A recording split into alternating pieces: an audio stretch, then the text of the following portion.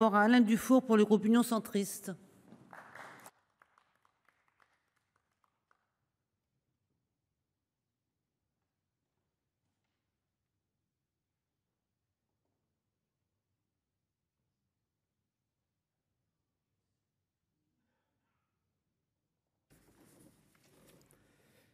Madame la Présidente, Madame la Ministre, mes chers collègues, nous examinons aujourd'hui la proposition de loi de ma collègue de l'Union centriste, Sonia de la Provôté, qui vise à mettre en place un registre national général des cancers géré par l'Institut national du cancer. Cette proposition de loi a été co-signée par la quasi-totalité des membres de notre groupe et au-delà par une centaine de signataires au total, ce qui démontre l'intérêt et la pertinence de ce texte. Cela a été souligné, mais je tiens à le rappeler, le cancer est la première cause de mortalité pour les hommes et la deuxième cause pour les femmes. Le nombre de décès dus au cancer est estimé à plus de 150 000 par an. La lutte contre cette maladie apparaît donc comme une priorité et ce registre national du cancer comme un outil essentiel dans cette matière.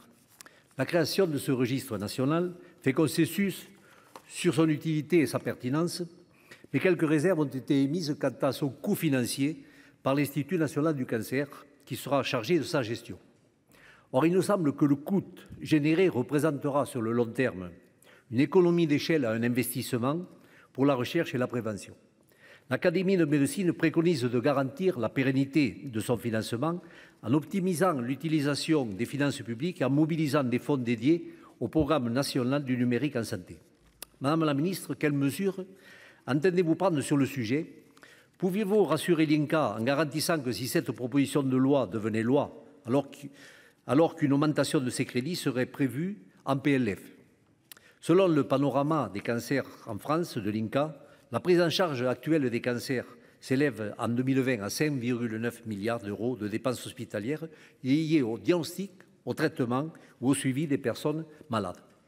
Un registre national serait un outil déterminant au service d'une priorité majeure pour la santé publique, une véritable politique de prévention d'une maladie dont l'incidence a augmenté en 30 ans de 65% chez les hommes et de 93% chez les femmes. Il existe actuellement 33 registres, 19 registres généraux couvrant 24 départements et 14 registres spécialisés dans des cancers localisés dans des organes spécifiques. Au total, il ne couvre que 22% de la population française, c'est donc par extrapolation que les données sont établies. Alors, Madame la Ministre, vous ne me contredirez pas si je dis que le corps humain n'est pas une formule mathématique. Ce sont bien les effets de l'environnement et les mutations induites qui nous ont fait passer de Lucas, dernier ancêtre commun universel, à Homo sapiens.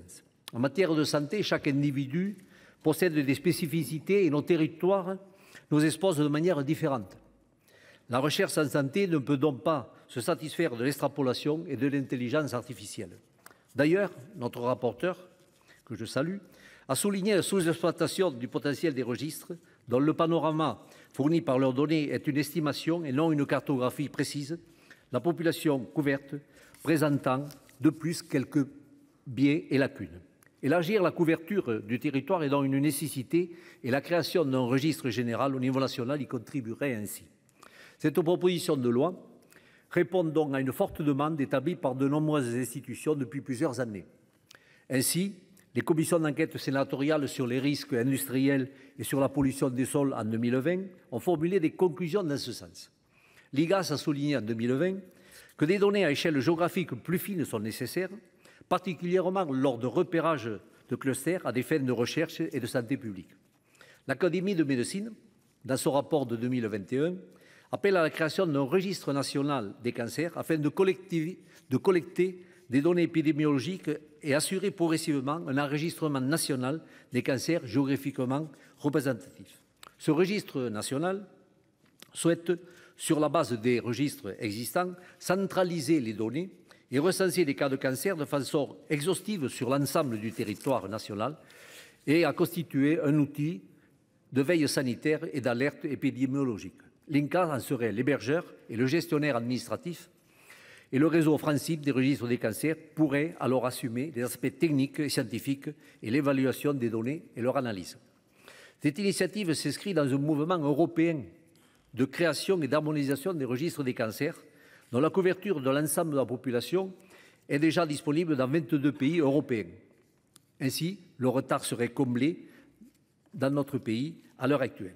Elle permettra également de rejoindre le réseau européen des registres du cancer qui vise à créer une base pour la surveillance de l'incidence du cancer et de la mortalité par cancer dans l'Union européenne. Cette base de données, à l'échelle de l'Europe, constitue une source précieuse, pouvant être exploitée à des fins de recherche sur la base d'un protocole établi par les équipes scientifiques et validé par la Commission nationale de l'informatique et des libertés. Le champ de recherche est vaste: l'épidémiologie, les facteurs de risque éventuels, la qualité des soins, l'efficacité d'un traitement, les conséquences environnementales sur les cancers dont l'importance croissante mérite une veille accrue. Il comprend également l'évaluation de déterminants géographiques et sociaux qui pourraient être à l'origine de politiques et d'actions de réduction des inégalités en matière de santé que nous connaissons à l'heure actuelle. Notre groupe a choisi d'inscrire à son ordre du jour cette proposition de loi en raison de sa contribution décisive à l'intérêt général et à la santé publique, et l'ensemble de l'Union centriste votera bien sûr en faveur de ce texte. Merci. La parole est maintenant au président Requier pour le groupe